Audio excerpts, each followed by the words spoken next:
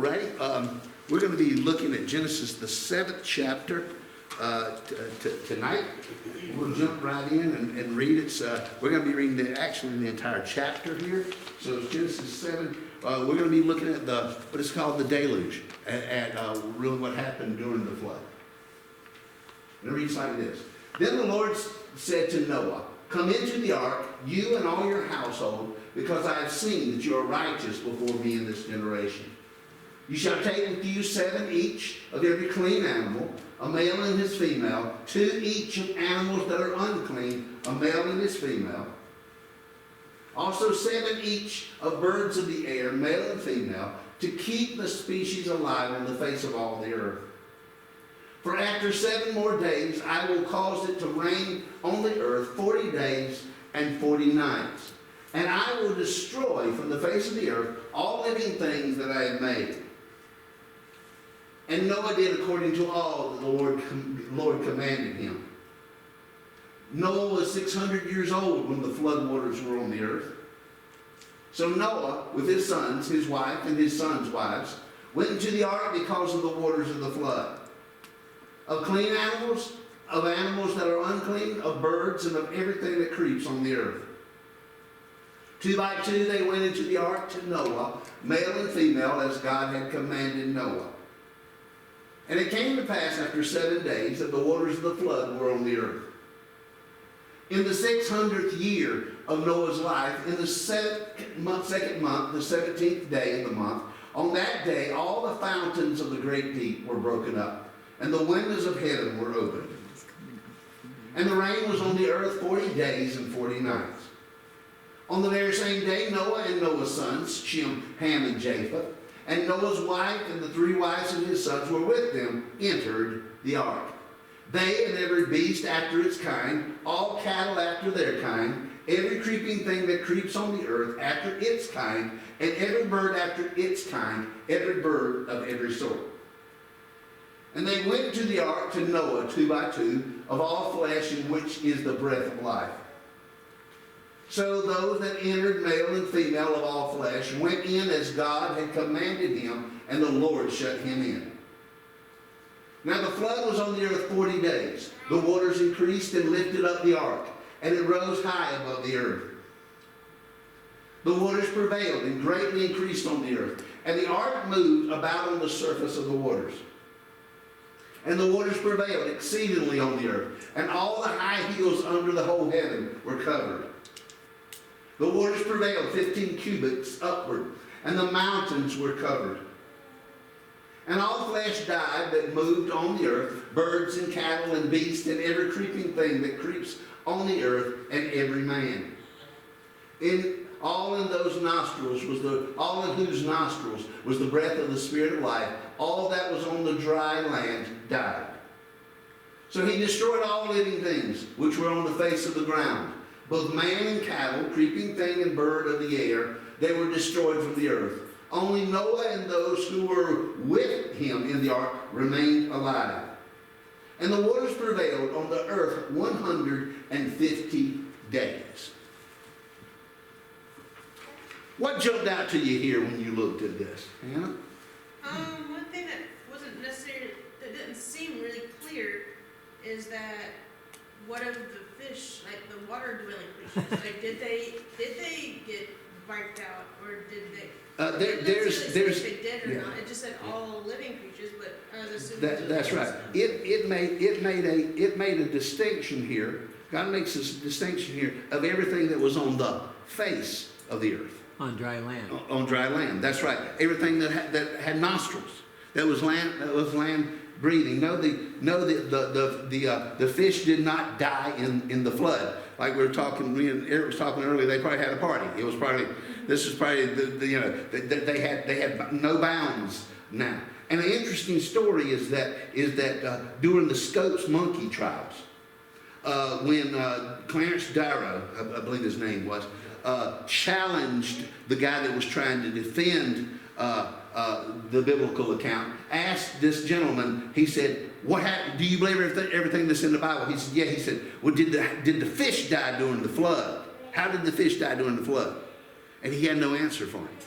He had, as a matter of fact, he rambled and everything. The next day, he died.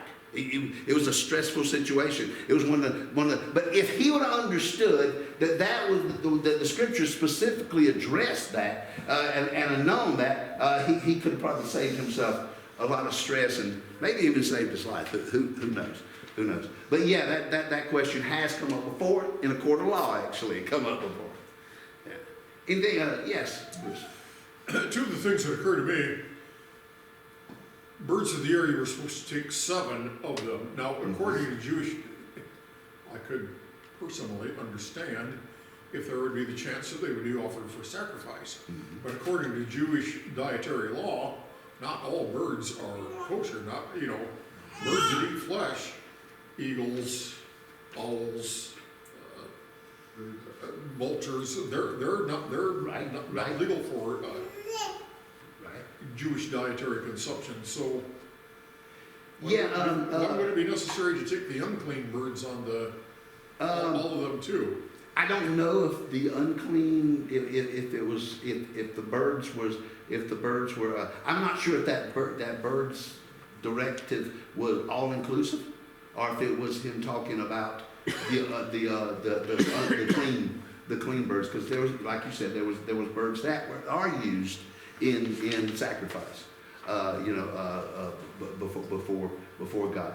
I'm not sure. We don't have the full details. It does say to keep the species alive on the face of the earth. That's right. Yeah, and it really could be. It could have been included in that. But we don't know. We don't know. Hannah brought up a question about fish, which I think is a very good one. Mm-hmm. We have freshwater fish Uh-huh. that don't live in salt water, and we have saltwater fish that don't live in freshwater. Right. You take a freshwater fish, put it in the salt water, it'll die. Take a saltwater fish, put it in fresh water, it'll die. Right. So, yes, we can assume the rain is fresh water, but if the lakes are completely full to where they're intermingling with the seas. Well, and I believe that God did it. The lakes were pretty much consumed by it, and we're not sure. Water came from 2 different sources. Water came from the heavens, and water came from the earth. Now, whether the earth was salt water, some believe that it was simply because when it receded, that's our oceans. A lot of creation scientists believe. Were there the distinction between salt water and freshwater fish at that time? Was that something that the kinds developed as they were caught? There's certain saltwater fish that can survive in freshwater, and there's certain freshwater fish that can survive in salt water. So that there's different delineation. Yes, Al? I'm thinking here on the water situation, was there enough fresh water in those 40 days and 40 nights to completely dissolve the salt that was in the seas? There may have been a happy medium there for all the fish. They were just swimming really, they found a quality of the water that they could survive in and stayed there. Right. Because you're mixing 2 elements here. Right. And there's no guarantee that all the fish survived. You had a cataclysmic event that was taking place all over this earth.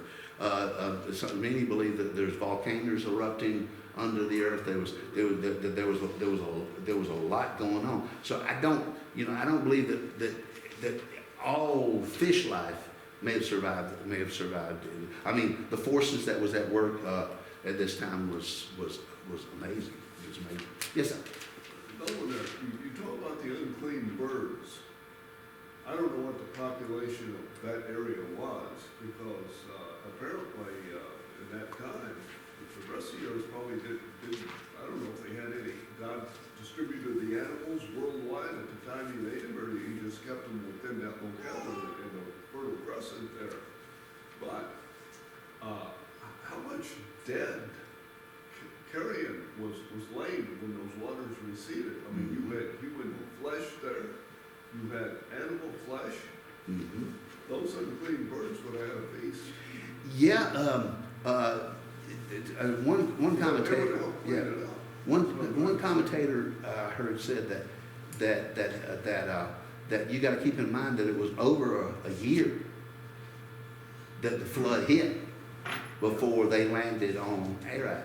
And one of the things that he pointed out is if you take the wording of God, he said he was going to blot them out. You know, you put a human body in an ocean for a year's time, or are you going to have them left? By that time. So yeah, there's some considerations that You do have those fish in there too. That's you right. do, and the fish probably had a meal. Yeah, like you said, they had a party. They did. They really So did. they Yes. had a meal with their swimming pattern increased all over the entire earth, so Oh, they yes. go where they wanted to. That's right. That's right. So they probably contributed that blotting out Yeah. a lot themselves. And probably the unclean birds probably helped bring the rest of it up. And I don't know, maybe Noah and his son, they had to bury some of it too, it's hard to tell, you know. It is. If they're gonna have a dwelling place, but you can't, you could, the disease, I don't know if they had disease in it or not, but if there was any disease from the rotting flesh, especially the humans, that they would have had to get rid of it, they were gonna survive. Any other observations that you noticed there, Hannah? I think it's pretty neat how it's driving home that there's like male and female of every kind, like only male and female. That's right. Just driving home that idea that there's nothing more than just male and female. That's right. And what connection does that have to do at post-flood? That the same blueprint, the same pattern that God had before of multiplying and reproducing would be the same pattern. That was start over again. That's right. That's right. And so I mean, there was very good and logical reasons, but it relates in our modern day times as well that God designed it that way for all creation. Yeah, continuity. Yeah. That's right. That's right. Yeah. Any other things that just jumped out to you, or you thought, wow, I've never considered that? Hannah. One thing I kind of remember from hearing from other studies was that, or at least from what I remember, like this was the first ever account of rain falling from the sky. There's a number, yes, there's no real account before this of rain. Does that mean there was no rain? A lot of people believe that because of the heavy canopy of water that they believe that was over it, that there wasn't need because and the grounds was feet. There's a lot of, we don't have a definitive statement that it had not rained. Let me just say that. We could make an educated guess that was the case. And I've heard preachers say, that's the reason why people didn't believe Noah when he preached, that this was coming, because it was something that they hadn't experienced. Yes. I think if God, like you said, if God held the moisture in the air, then it was probably a very humid environment, and you probably had dew in the mornings and stuff. That would make good sense. That would make good sense. That it wasn't completely alien idea that water would be. Yes. It said that Noah was the only righteous man. Does that mean his sons were not, but they were needed to repopulate the earth? Or? That's a very good question. He was the only one righteous enough for God to call him righteous. You know what I'm talking about? Meaning that he had met a standard that the boys probably didn't. Not to mean that they weren't as evil as as those around about them, but God made a special point to directly tell Moses, "You're righteous. You're righteous." And can you imagine having God calling you righteous? Righteous. Yes, Adam. I would think that since Noah was a righteous man, that he brought his sons, even their wives, into a righteous atmosphere of living, to the point that they were considered he said Noah was a righteous man, and was considered within that circle that God had applied. Well, if you notice the opening comments to God, he says, come aboard the ark, you and all your household. So they were under his covering, whether it was under his righteous covering or under their own. But the very act of getting on board was an act of faith, and it was an act of a reliance upon God. Because they could have said, you know, we don't believe either, you know. That's right. That's right. It could have been a Lot situation where, you know, he had to leave some of his children behind because they weren't influenced. I was just gonna say, yeah, after, they helped him build the boat, I'm sure. We assume that, but I think it's a good assumption. But, like Derrick said, they could have refused to get on it, because they probably could have told him, said, hey, you got the boat built, you go sail it. Absolutely. And absolutely. Yeah, I think they, I think their heart was in the right place. Yeah, they took it. You know, we're gonna take a look at them individually later, and see what we learn about Shem, Ham, and Japheth. One commentator that I read this week made the comment, what he assumed was, Noah, what we see here is how important it is to live a godly life. Noah lived obeying, trusting, and following God, which means he had communion with him and that, and his sons saw that for the entirety of their life. Yes. So,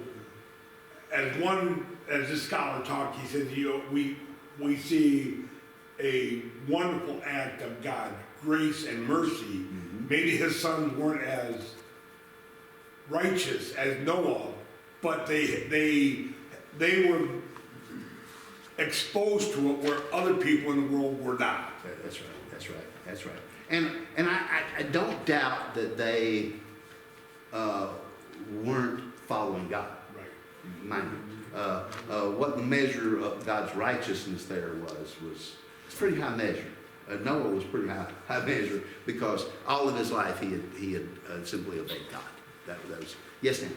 I think that's kind of interesting in verse 11 where it said, like, and the windows of heaven were open, suggesting that it wasn't just like a normal thing for rain to fall from earth. It was like a lot more water than what's naturally seen on earth.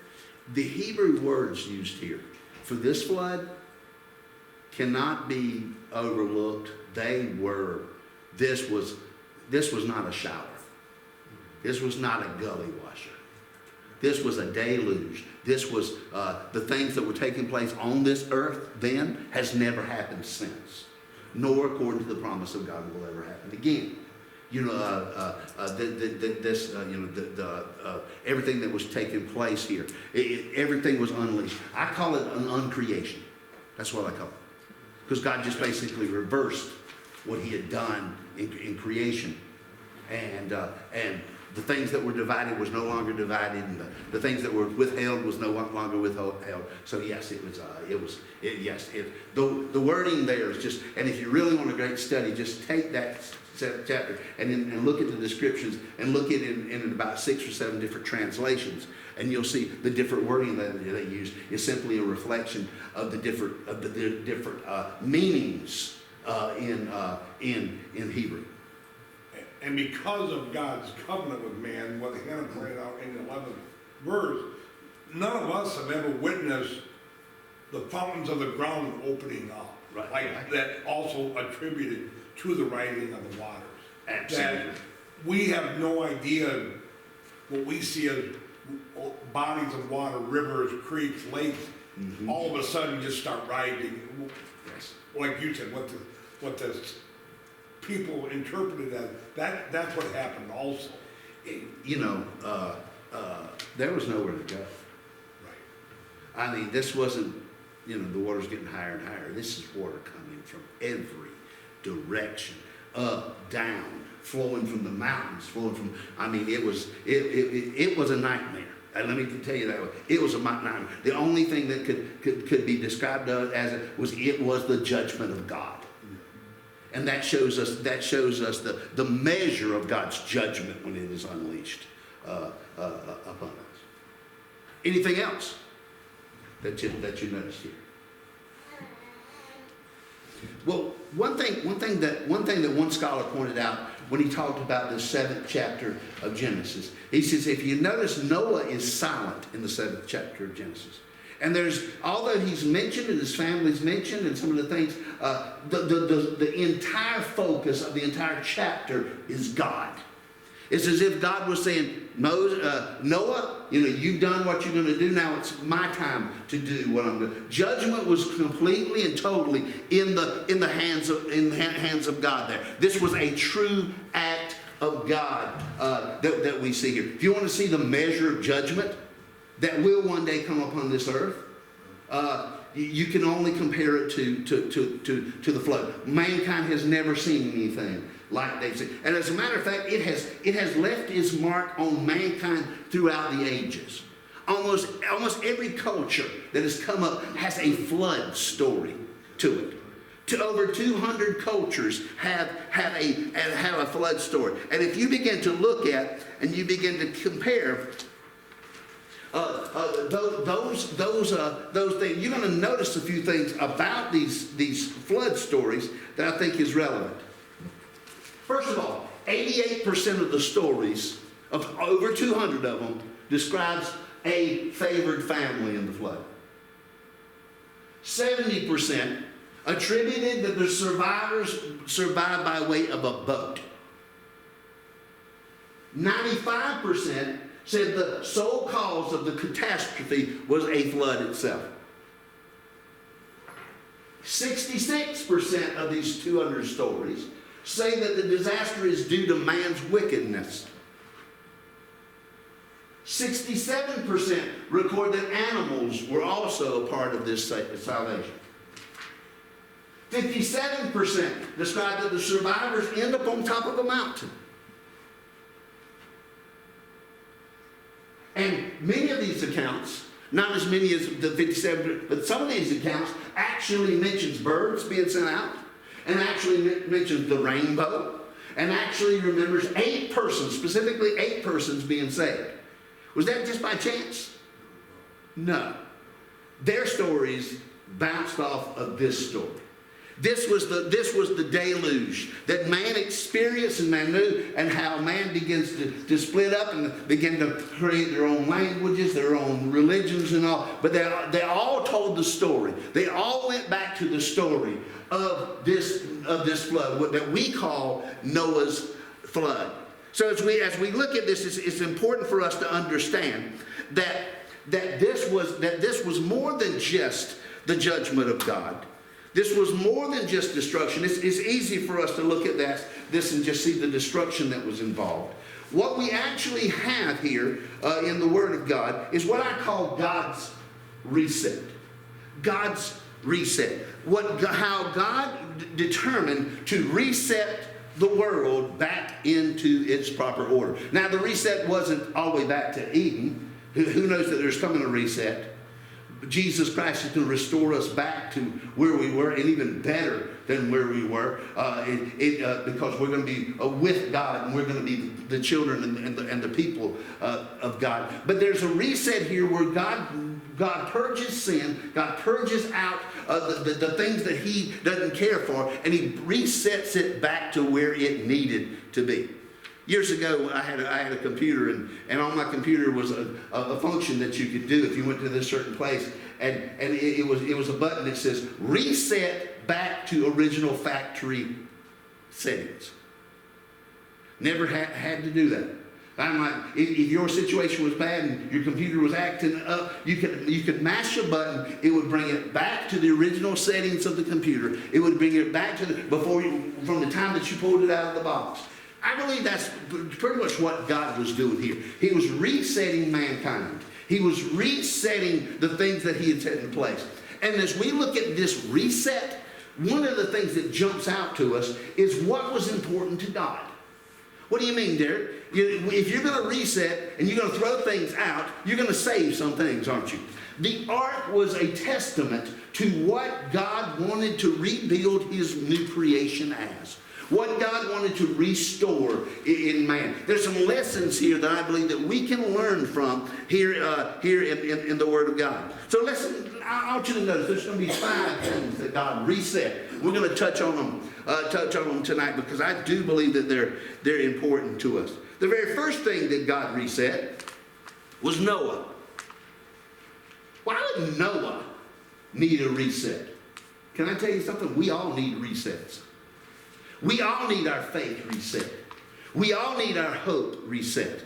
We need seasons and times of revival when God comes in and he restores back to us what we may have lost. It had been a long time, hadn't it?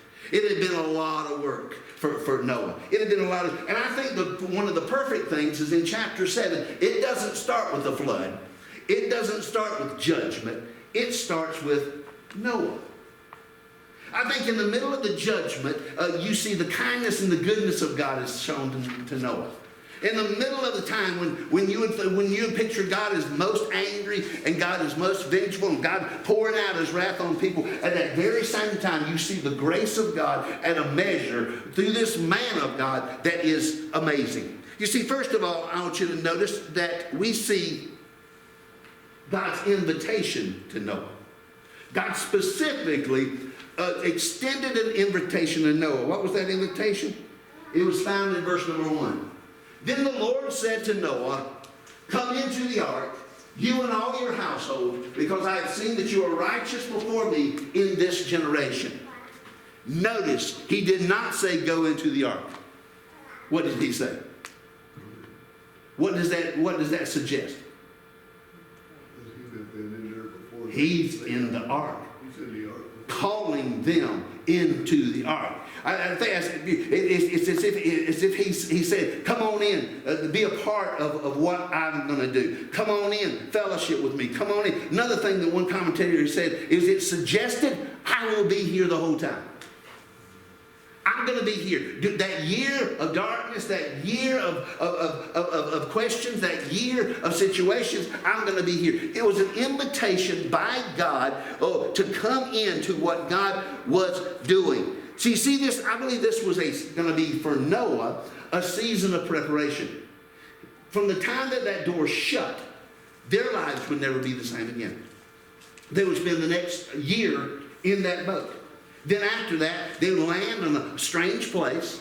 They would never see their home that they had built before, and their entire lives would be different in that they were the only living human beings. That family would be the only living human beings on that planet for some time until they could reproduce and until they could have greater and greater measures of family. So this was a time of preparation.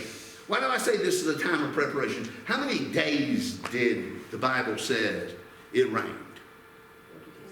40 days and 40 nights. The significance of 40 throughout the Old Testament is that 40 is oftentimes marked as a period of preparation. Moses went up into the mountain Sinai for 40 days.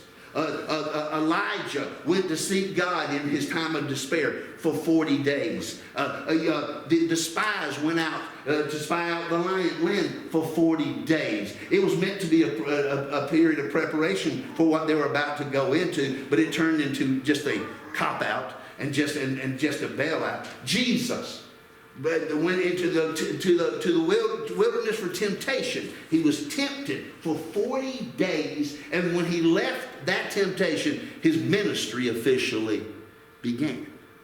So it was a period of 40 days that were oftentimes periods of preparation. Yes, Bruce? It's interesting here in chapter 7, it says 40 days and 40 nights. Now, if you go back to Genesis 1, it says the evening and the morning for creation. Right. So it's interesting that you go from the evening and the morning to day and night, which is how we think of it now. But I understand that today that in Jewish communities, the Sabbath starts at sunset. Right. So I'm just a little curious That's a good question. That's good. Whether they observed it in the reverse, because it was mentioned in the reverse, or whether that was a count of the days. But it's interesting. Another thing that you're going to notice there, I thought you were going to point it out, is that it talked about 40 days and 40 nights, but then later it talked about 100-something days before everything stopped. And one scholar pointed out that the rains, he believed, stopped, but what was going on with the flooding and what was going on with the earth and what was going on with all that stuff continued on for over a year's time.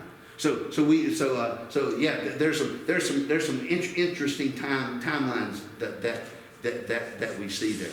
But in all this situation, in all this time, Al, you have something? I was going to say, with all that water run, I don't know how many trillions of gallons that were created, but in order, since we're engulfed with an atmosphere, it wasn't going anywhere. It would have to be evaporated by the sun to dry out. You know, the interesting thing is I read, one scholar pointed out that if our planet was just a little more spherical, that we would be all under 3 miles of water. That's how much water is on our planet. And many people believe, like Ken Ham believes, that what happened is when the water receded, we have our oceans, and when the waters receded, that it pushed a lot of this land. He said the mountains weren't as high then as they are now, because he believes that the mountain ranges was created in the chaos which was the flood and the aftermath of the flood. So some would argue that water is still with us. Every time you go to the beach, you're drinking flood water. That's what. Yes, Al. Well, how about the water that runs underneath the earth? That's right. The sea. That's I mean, it's had I don't know how many millennium of years to purify. Yeah. See? But Yeah. the earth purifies it. That's right. We drink from water that we pull out of the earth. And Yeah. I have a well. My house has a well to it, Mhm. and then that water, you can't beat it. Yeah. You can tell it. You go in town, you get a glass of water at a restaurant. You That's can tell right. the difference between well water and city water. That's away. right. Now, God invited Noah. Then God turned around and he commended Noah. And what do you mean? He said these wonderful things about Noah. As I pointed out, how wonderful it must have been for God to call you righteous. The most righteous one. To call you righteous. He said, you're righteous in this way. Noah had been involved in 120 years of thankless work. People would stand by and mock him as he built. He would preach sermons. You know how many converts Moses had not Moses, but Noah had in 120 years? None, unless you count his family. I'm sure it was. There was days and there was months where he felt like he wasn't appreciated. But now all of a sudden, at this juncture in time, God looks at him and says, "Come on board, righteous man. Come on board because of who and what you are." He said, "I have seen that you are righteous before this generation." And one thing I really love about this is forever this flood would be marked by Noah. It was marked historically by the age of Noah. That he was 600 years old. What? When the flood actually took place. It marked when the flood started. His age marked when the flood ended.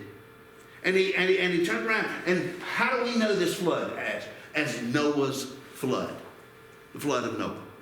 It wasn't remembered as some great kingdoms, some great kings, the flood. It wasn't known by some geographic location. He would forever be marked. I believe God reset Noah by commending Noah. Sometimes we just need that encouragement, don't we? Sometimes we just need God to wrap his arms around us. And to say, "I've seen what you've done. I've seen how you've been faithful. I've seen what you've been doing in your life." So this was all part of his reset. Also, we see God's assistance to Noah. One way he assisted Noah was he kept his promise. He vindicated all the words that Noah said. I know there was people standing there looking down at this ark that they had run to when the waters were probably waist deep. And they said, we should have listened to him. We should have heard the words that he had to say. God vindicated him. But God did something else for Noah that I think was a wonderful act of kindness and grace. God shut the door. God didn't require Noah to shut the door. He didn't require Noah to shut people out. He didn't require Noah to ignore it. God shut that door because he understood that he would save Noah that kind of heartache. He would save that Noah that. I don't believe the door could have been opened until it landed on Aaron. I really don't. I believe when God shut that door, he sealed that door. I believe that door would stand any kind of attack from the outside, from the masses and the mobs. I mean, I've seen paintings of just thousands of hands reaching up and grabbing the ark. Have you seen those paintings of people just underwater trying to get to the ark? There could have been a chaotic situation and a circumstance there. But God saved Noah from that. God reset Noah. But not only did God reset Noah, God reset the family. We already pointed out that Noah wasn't alone.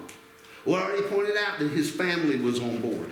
We already pointed out that his family was on board voluntarily. There didn't seem to be any suggestion that they were forced to be on board or anything. That because of the life that Noah lived, that they knew where to go and when to be there.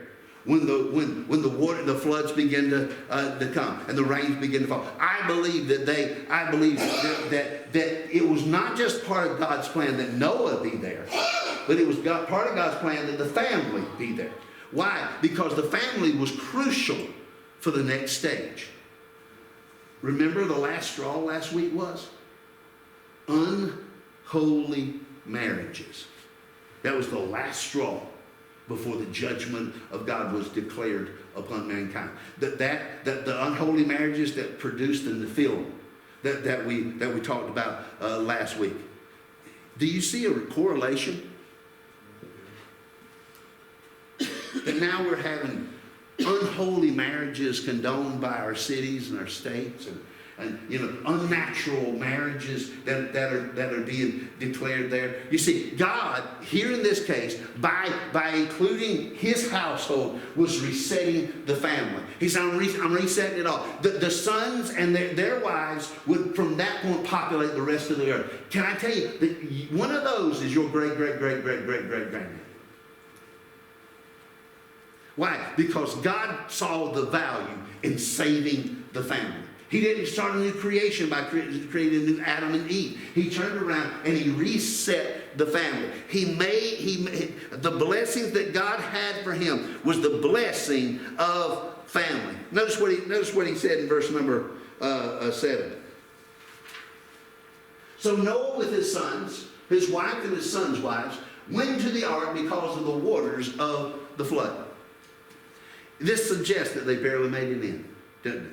It suggests, although God had sent them into the ark 7 days, and if you read that, right, some scholars actually believe that they were shut in the ark for 7 days, but this suggests that that the door was shut the 7 days. I believe that there was a purpose why God sent them to the ark. I believe they set up residence in the ark. I believe they began to do work upon the ark in the interiors and what they needed to do in preparation for those 7 days. But it seems that here, that when the time came and the floodwaters began they began to see the signs. Maybe it was dark clouds. We don't know. But they got on board. That there was no resistance. There was no fussing. There was no fight. There was no preaching from Noah. When the time came, God brought them all together and delivered them. Yes? Well, didn't it take 120 years for Noah to make the ark? It took them, we do know that that was 120 years from the time God said. Oh. that was. How quickly he started the ark, we don't know. We believe that much of that time he was involved in that. Much of that time he was a preacher of righteousness. You know, but we don't know exactly when. Well, too, even if the ark was done before that, Mm-hmm. God did warn them that in 7 days the rain would start, so. Yes, That's when, yeah, you start putting in your that's right. bedding or your. That's right. Yeah, you start. And there's some other things you had to deal with as well. You had company. you had all this wildlife that was moving in with you. You talk about visitors, unexpected visitors. You know, a giraffe and a rhino come walking by you. Yes. He had to have stored tremendous amount of food in there to feed everything. Yes. I mean, I'm talking about hay, maybe grain, Right. plus the food that they were going to eat. I don't know if they butchered any of the animals. I don't think they did. I don't think so. I think the only bloodshed was the sacrifice when they. Yeah. But that raises the question, what did the meat eaters eat? Yeah. What did the lions and tigers and bears of Hawaii eat? Yeah, and it, you know, we don't know if they didn't start that. If God triggered that because he didn't tell Noah and them to eat that way until after the flood. Yes, Rhonda. Well, if there's only 2 of the animal, male and female, Right. I don't think anybody ate on the boat. Yeah, I don't think there was any carnivorous consumption that was going on. Yeah, on board. Yes, sir. I don't think the tigers and the lions and the cheetahs and the flesh eaters, I don't think they were to that stage of eating flesh yet. Because how in the world would you have gotten them? You would have had to trap them and put them in there. But according to the way the scriptures read, they came in. They walked in. They walked in. They weren't violent, coming in. Now, let me give you a picture of the possibility of that. In the millennial kingdom, the lion will lie down with the lamb. I mean, so God already has, we already know that God has the ability to change the very nature of the beast. And I believe in this case that was one of the situations. They were instructed to bring food on board for them. And so yes, that's a very important point there. So let's move on, because we're going to get to the critters in just a little bit. The next thing that God resets is worship. Okay? As we pointed out, the God designed into his list of things clean and unclean animals. And he had more unclean beasts. 7 clean beasts and 2 unclean that went aboard. And some scholars said that, that was for dietary concerns later, and that could be a case. But most scholars believe that the reason for that was basically for the sacrifices. Wasn't it interesting that God would make accommodations for worship? That's how important worship is to God. That of all the things that he includes, he makes a special accommodations so that Noah, because what was the first thing that Noah did when they landed the ark?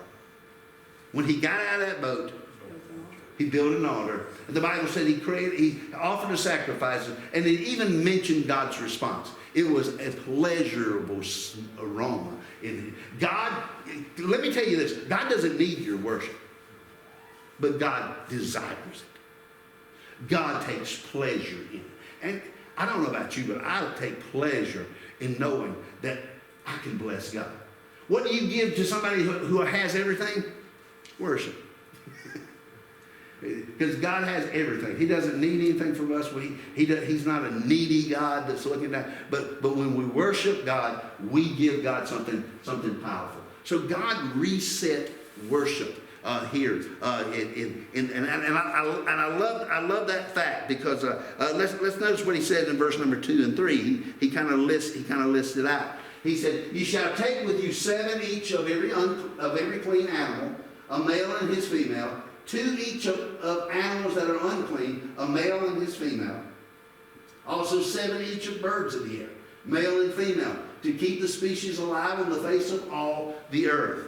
So we do know that one of the purposes for these pairings was for multiplication, was so that they could keep those species on the face of the earth. Yes. Don't some scholars believe in the Amplified Bible talk, the 7 number is actually 7 pair?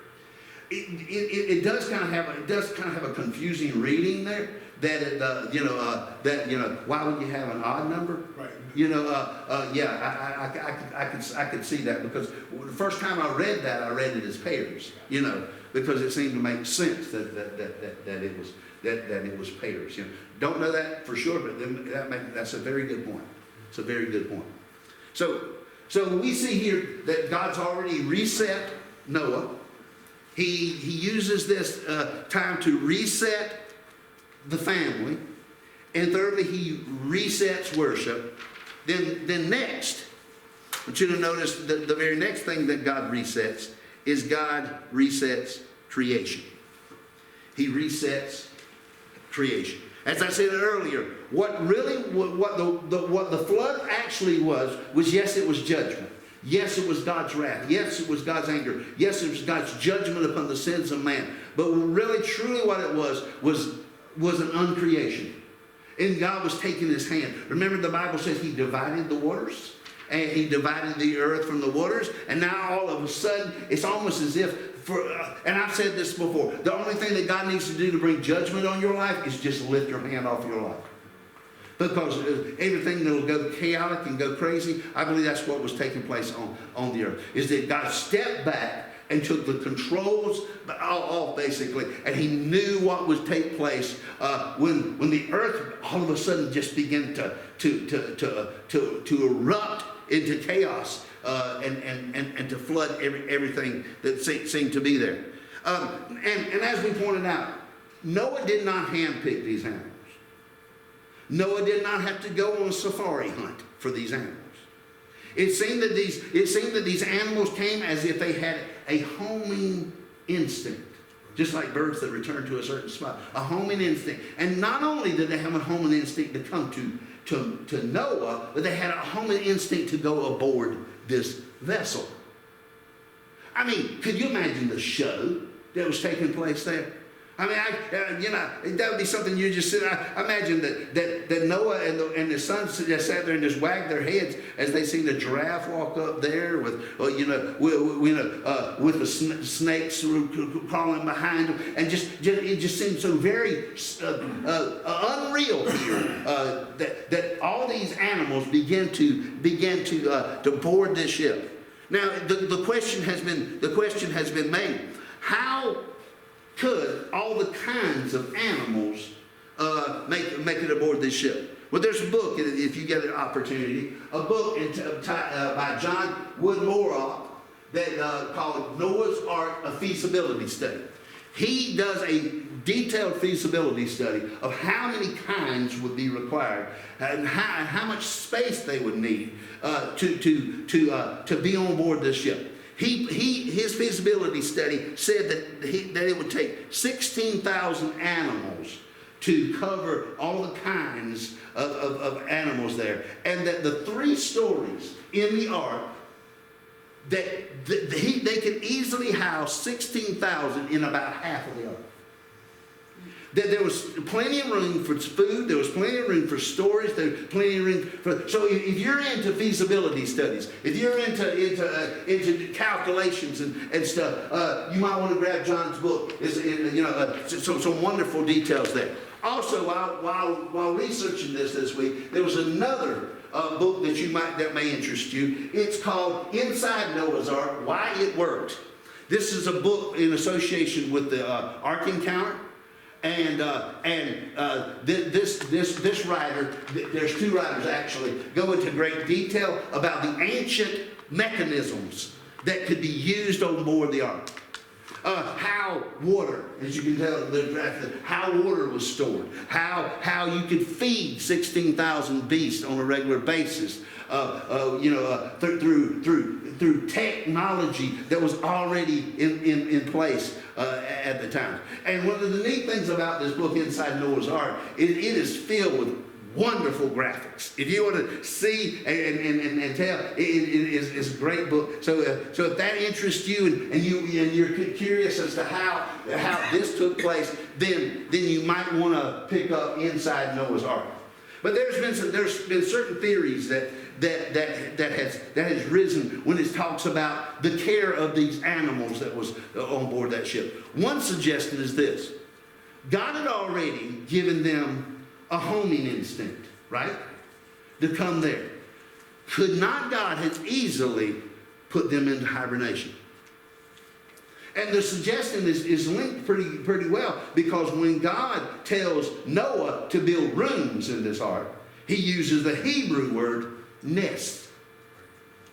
So it's very possible that these animals could have come on board, and they could have been, in those 7 days of preparation, Noah and his family could have been settling them in, feeding them, because they had just come probably from a very long journey, feeding them. And it wouldn't surprise me if a number of them just rolled over and went to sleep and slept for months on end. Now, they were told to have food for these animals, so we know that it wasn't a year-long coma that these animals were in. But some suggested that it could have been a very possible that God could have placed them into hibernation. And you're like, well, that's kind of far-fetched.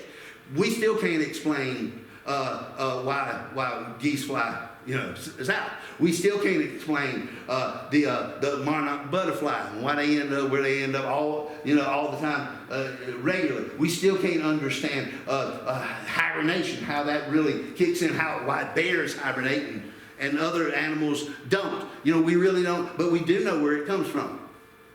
And we do know that God could have very well assisted Noah and his family by using various miraculous things to make this happen. One scholar wrote, we witnessed the miracle of creation. Now we've witnessed what God can do, because what he wrote I made some notes, what he wrote, he said, you need to remember, this is the same God that made time stand still later on in the Old Testament. Yes, so what he was getting at in his commentary was, nothing is impossible. Absolutely. As finite people, we can't understand what God can do. That's right. That's right. Now, Ken Ham believes that juvenile dinosaurs was also on the ark. That the young was on the ark because they were purely part of creation, and so that's something to consider there as well. So we see in that 7 days they began to. You see, God did something wonderful there. God both provides for the new creation, and then He purges the old creation. The difference of what was going on in that ark and outside that ark was radically different. Because what was going on inside that ark, God was providing for the beast. He was providing for those that was there. But outside the ark, the Bible says that all flesh died. Outside the ark, the Bible said everything with the breath of the Spirit of life died. It was an end to mankind. It was an end to beasts of the fields and birds of the air. It was an end to creation. God was at the same time providing for His new creation and ending the old one. Spiritually, God has always been in the business of new creation. Behold, all things have passed away, and behold, now all things are new. I like the fact that Paul refers to us as a new creation. We are a new creation. What a beautiful picture of that we see. That we walk through that one door, Jesus Christ. and we walked upon the ark of safety. And that ark of safety, he delivered us. He delivered us from the corrupt, evil world in which we live in spiritually, and he placed us on the path of a new creation and a new world and a new day. God reset creation then, and God will do it again. Yes, Mike. Well, it's interesting here in the destruction of the world, God shut the door. Yes. But in our life, for new creation, we have to open the door. We do. Well, we walk through that door too. You know, they point out that the door actually symbolizes Jesus Christ to a large degree. But yes, you're right. There's something that we have to do. There's a response that we have to give to see that new creation in us. But this is not the only creation, new creation. We're going to see this again, and we are going to witness it. Because behold, I saw a new heaven and a new earth.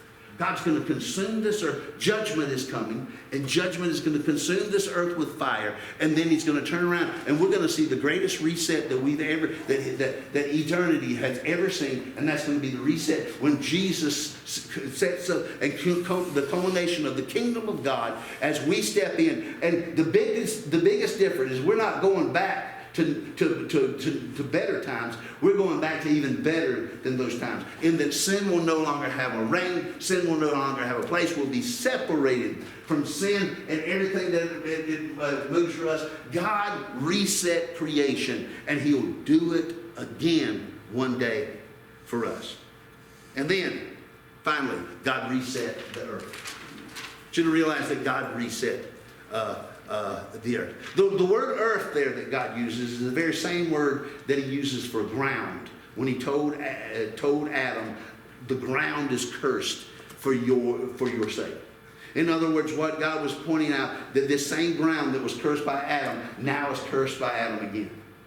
Is now cursed by the sin of man. Why? Because it seemed that when God placed Adam over the domain of the earth, that whatever happened in judgment against Adam would happen in judgment against the earth. So we see that here in the Word of God. So what does that mean, Derrick, that he reset the earth? First of all, he reset it on a worldwide flood. Now we need to understand this because there's some liberal theologians that will tell you that it was just a localized flood, and that's the silliest thing I've ever heard.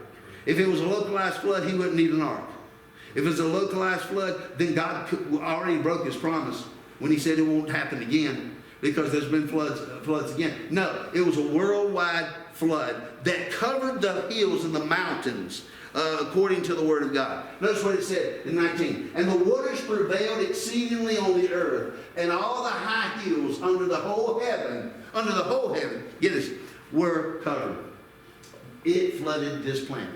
There was nothing to see anywhere but water. You know, when they were floating above this earth, and there were only things that had survived this flood, with the exception of the fish of the sea. All the high hills were covered under this. So we need to understand that we need to embrace the fact that this was a worldwide flood that took place. It was amazing. And then finally, and I think this that there was cataclysmic change that took place. When they were in the ark, God was working under the water. It is believed that what was taking place under the earth would forever change the face of this earth. How many of you know, it doesn't take a lot of common sense, how many of you know that water provides a lot of pressure? Water provides a lot of devastation. If you don't believe it, have your basement flooded. It provides a lot of pressure. It can destroy things. It can move things. It can split things up. Creation scientists believe that before the flood there's one continent. After the flood there was all the continents that we have today. That the mountains actually pushed themselves up and created mountain ranges. It was chaos under the waters. They believed that earthquakes were taking place and volcanoes was taking place. The earth was split open according to the scriptures. All the flooding of the water, it was just crazy. It was chaotic. But all the while that they were floating above it all, it took a year. God was shaping a new earth. God was shaping the world.